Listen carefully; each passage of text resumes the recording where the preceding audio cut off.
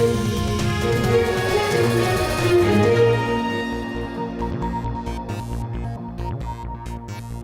and a very warm welcome to Sabha TV. I'm Tina Jha with News Tonight, where we get you all the latest news and updates from across India and the world.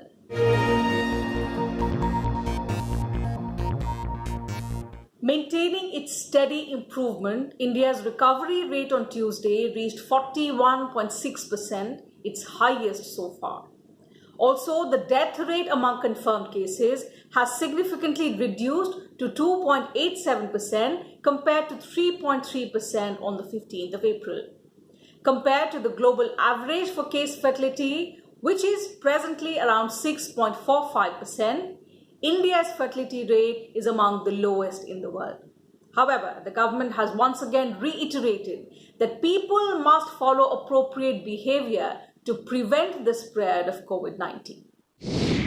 Fresh novel coronavirus cases saw another spike on Tuesday. But the positive news is that the recovery rate also climbed further. There were 6,535 new cases in the last 24 hours, taking total COVID-19 cases in India to 1,45,380. At the same time, recovery rate has gone up to 41.6%, the highest so far.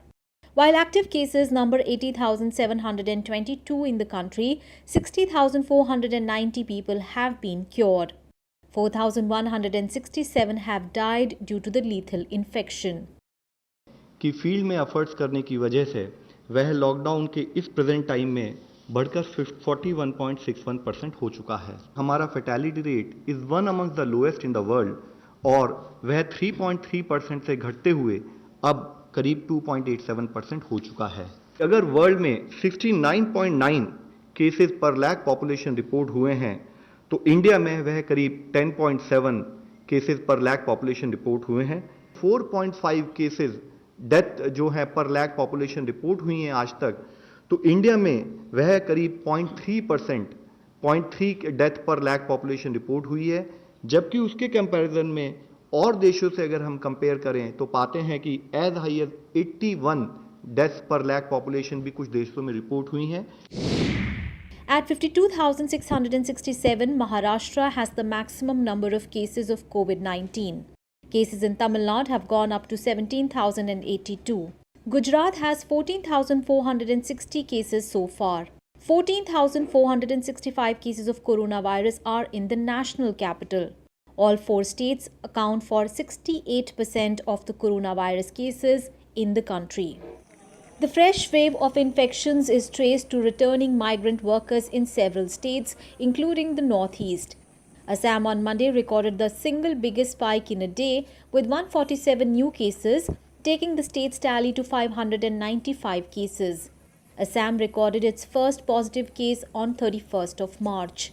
The latest surge has taken place in the last 2 weeks since the ban on interstate movement was lifted on the 4th of May. Nagaland reported its first COVID-19 infection on Monday. 3 people who returned from Chennai tested positive for the virus. Nagaland was the only state in India to not record any coronavirus cases so far. Bihar saw 163 fresh cases on Monday, taking its tally to 2,737 cases. Total infections have seen a rapid rise in the recent past, mainly on account of the influx of migrant workers. The number of migrants testing positive in Bihar since the 3rd of May is 1,754, which is close to 80% of the total cases reported during the period. Apart from the stringent lockdown and containment measures, India's COVID-19 testing has also helped in a big way in the overall improvement in the recovery rate and low death rate. From just one laboratory in January, India now has 612 private and public laboratories testing 1.1 lakh samples per day. In India, we have a very high recovery rate, a very low fatality rate, and number of cases per lakh is also very low compared to rest of the world.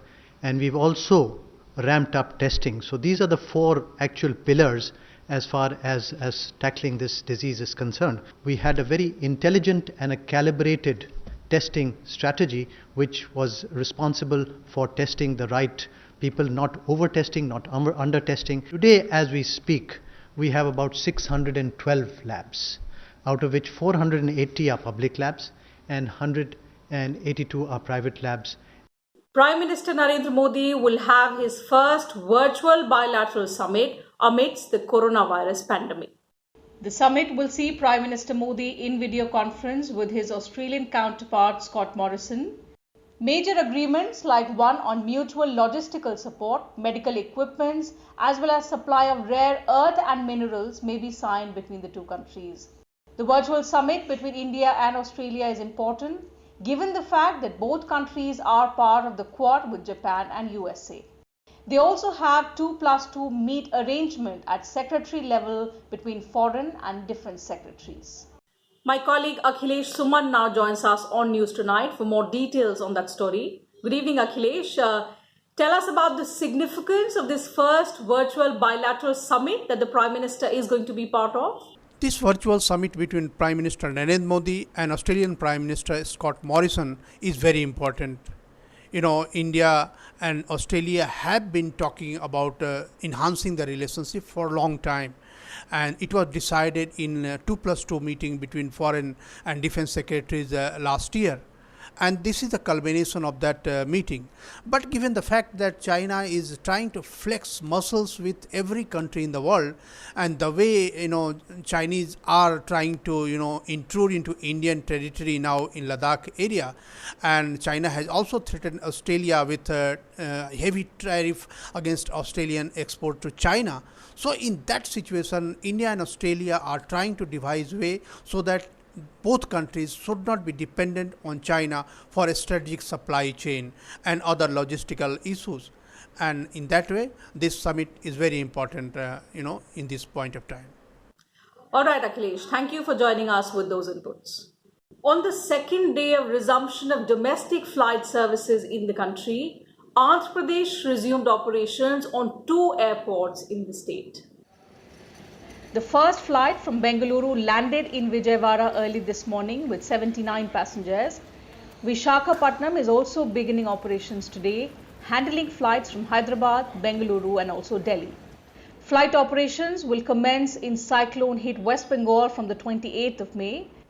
Domestic flight services have already resumed in nearly all other states and union territories. In a Twitter message, Civil Aviation Minister Hardeep Singh Puri said 58,318 passengers flew to their destinations on 832 flights on the first day till midnight. He said the numbers are set to go higher. In all, 11 states and the Union Territory of Jammu and Kashmir have mandated quarantine for the passengers arriving in their states. Airports too are taking all measures to ensure social distancing, sanitization and screening of passengers. Passengers have also been instructed to follow all guidelines, including downloading the Arogya Setu app, wearing protective gear and also maintain social distancing. In another development, the Civil Aviation Ministry has allowed domestic chartered flights and private jets to resume operations. The ministry said that non-scheduled and private operators of fixed-wing aircraft, helicopters and micro-light aircraft can resume operations. The ministry said that if a passenger had manually booked the ticket for a chartered helicopter flight, the boarding pass will be issued at the helipad or heliport with minimum contact. Passengers have to reach the airport, heliport or helipad at least 45 minutes before the departure time. Vulnerable people such as the elderly, pregnant women, passengers with health issues are advised to avoid air travel except air ambulance services. Charges of air travel on chartered flights will be as per mutually agreed terms between operators and the travellers. It is also advised that Arogya Setu app status of the passengers be obtained. Passengers will have to wear face masks and maintain social distancing.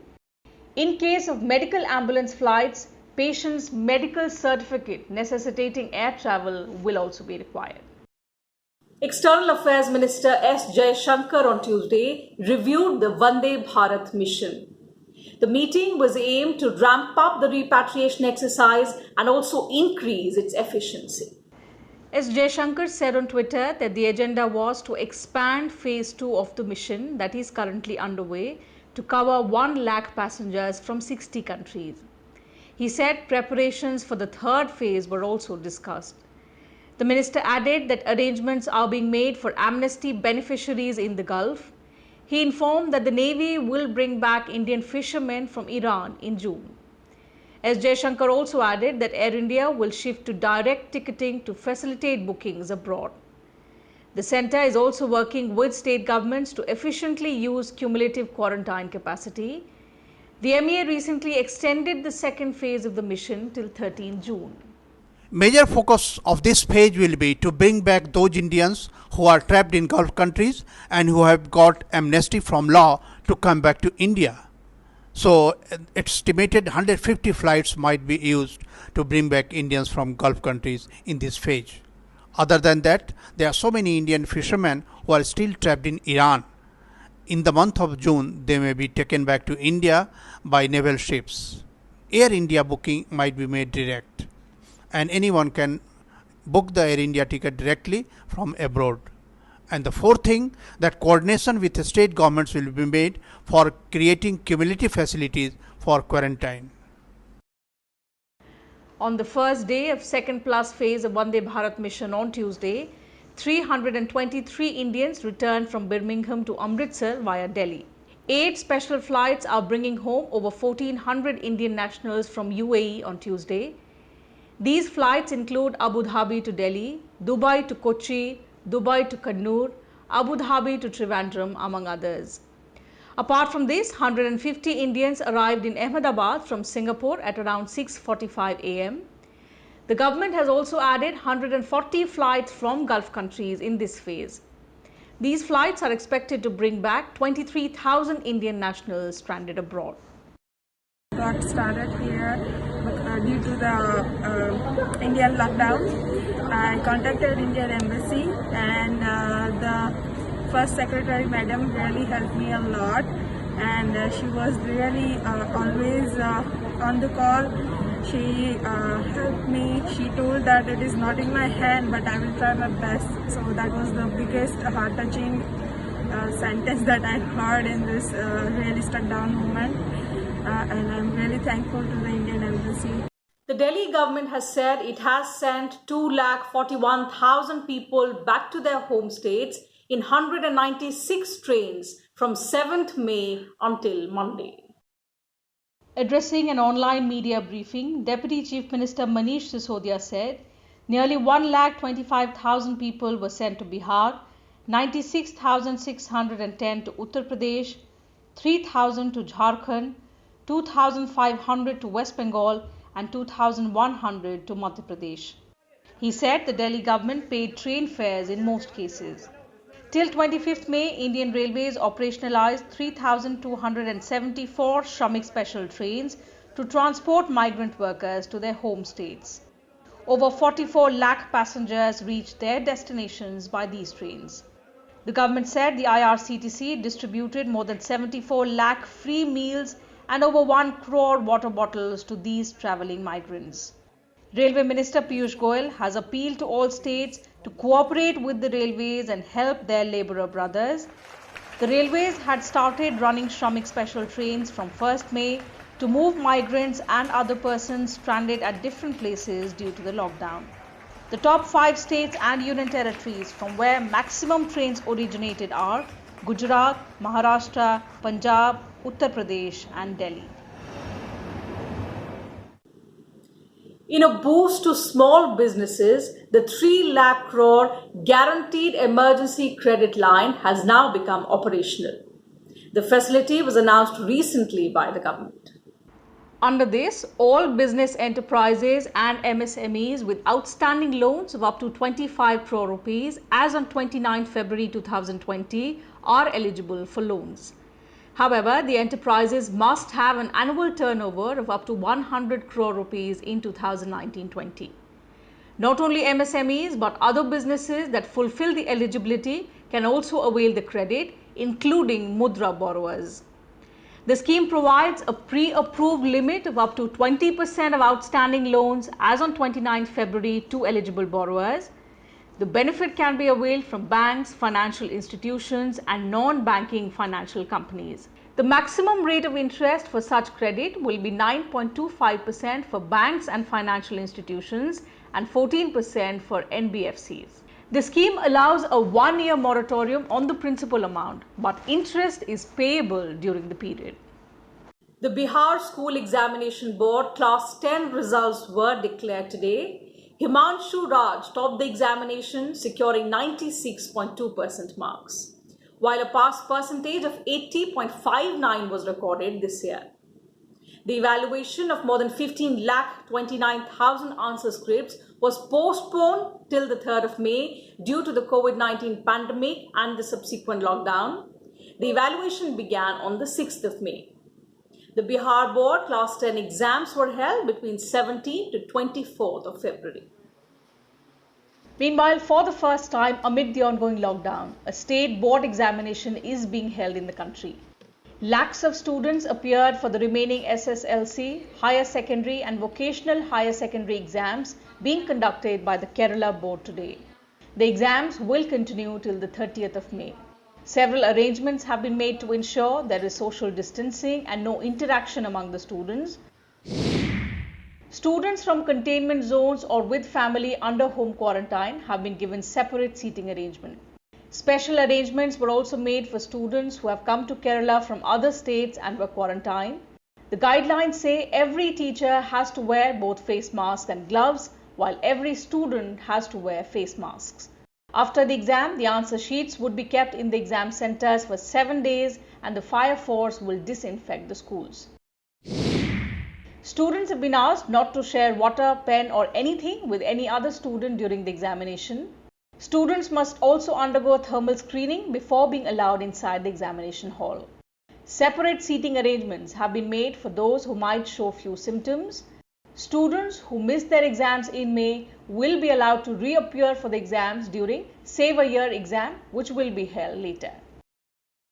And talking about the global scenario, it was the turn of the people of Tokyo to experience relaxation in lockdown rules on Tuesday. Tokyo entered stage 1 of looser restrictions, with libraries and museums being allowed to reopen. Restaurants will be allowed to stay open till later in the evening. On Monday, Japan's Prime Minister Shinzo Abe lifted the state of emergency for the entire nation. Many shops and restaurants also restarted operations since the government began lifting the emergency in rural and suburban areas earlier this month. Some stores, however, remain closed. In most parts of Italy, swimming pools were allowed to reopen from Monday with limited capacity and mandatory social distancing and hygiene measures. Gyms were also allowed to reopen, while beach establishments will start business at the start of June. Streets in Moscow became busier on Tuesday, with more people getting back to work as Russia further eased lockdown restrictions. Spain also eased lockdown measures in major cities. Local residents enjoyed bars and beaches in Barcelona. Spain is also asking foreign tourists to return to the country from the 1st of July. UK Prime Minister Boris Johnson announced reopening of primary schools from the 1st of June. Outdoor markets and car showrooms will also function from 1st June. The government plans to allow all other non-essential retailers, including street shops, department stores and shopping centres, to reopen from 15 June. Greece has allowed coffee shops, restaurants, bars to function once again. Travel restrictions to the islands have also been lifted, with ferries operating at 50% capacity.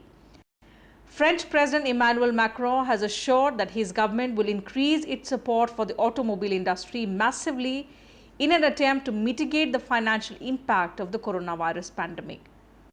Americans enjoyed the weekend as states loosened coronavirus restrictions. Many people headed to beaches and gathered on boardwalks across the US. Meanwhile, the US has suspended entry for anyone who has been to Brazil in the previous 14 days. The new travel suspension begins on 26th May midnight to contain the spread of novel coronavirus. On Monday, Brazil recorded 11,687 new coronavirus cases, taking the nationwide total confirmed cases to 3,76,669. Meanwhile, the World Health Organization has warned of a second wave of COVID-19 infection as the global cases crossed 5.6 million. Over 3.4 lakh people have lost their lives due to the deadly virus. Union Minister Giriraj Singh on Tuesday addressed a press conference in Delhi on Pradhan Mantri Matsya Sampada Yojana. Briefing the media, Singh said that India is the second largest exporter of fisheries in the world. He also mentioned that the average annual growth rate of the fishery sector is 10.8% and the average annual growth rate of fish production is 7.53%. The government is investing 50,000 crore rupees in the sector. In addition, it will provide insurance for deep sea vessels for the first time ever. जो base बनाया था देश के सामने, उस base को आज नीली क्रांति से अर्थ क्रांति की ओर जा रहे हैं। हम दूसरे नंबर के एक्सपोर्टर हैं। 10%, 10.8 मेरा एनुअल ग्रोथ है। The minister also released a booklet on Pradhan Mantri Matsya Sampada Yojana. Outlining the future strategy on the development of the sector, Giriraj Singh said, the goal of the government is to increase production, export and employment in the fisheries sector. And talking about the weather now, the heat wave further intensified in large parts of North India, Maharashtra and also Telangana. Mercury levels soared above 45 degrees Celsius in many places across the country. The Met Department has warned of heatwave conditions in Rajasthan, Haryana, Chandigarh, Uttar Pradesh, East Madhya Pradesh and Vidarbha region in Maharashtra till 28th May. Heatwave conditions are also likely in isolated pockets over Punjab, Chandigarh, interior Odisha, Gujarat, Madhya Maharashtra, Marathwada, interior Andhra Pradesh, Telangana, Bihar and Jharkhand in the next 48 hours. The IMD has said the hot spell is likely to prevail over these states till 28th May. The Hyderabad center of the IMD said heatwave situations will continue in Andhra Pradesh till Tuesday. Heatwave conditions also continued at many places in Uttar Pradesh as well, with Prayagraj being the hottest city at 47.1 degrees Celsius. The IMD said such conditions are likely to continue for 3 to 4 days more in Uttar Pradesh. On Monday, Rajasthan's Churu district had the highest temperature of 47.5 degrees Celsius. See the present scenario, there is a heat wave to severe heat wave is prevailing specifically over northwest India. If you talk about Punjab, Haryana, Uttar Pradesh, Rajasthan, Madhya Pradesh, Chhattisgarh, Vidarbha, even Telangana and some of the station coastal Andhra Pradesh, we are experiencing heat wave to severe heat wave conditions from last 2 days. And if you see the future scenario, it is likely to continue mainly for next 2 days. In some other news, at least 10 districts in Uttar Pradesh bordering Madhya Pradesh and Rajasthan are on alert after swarms of locusts attacked crops. In Mathura, the district administration has formed a task force to deal with any potential locust attack.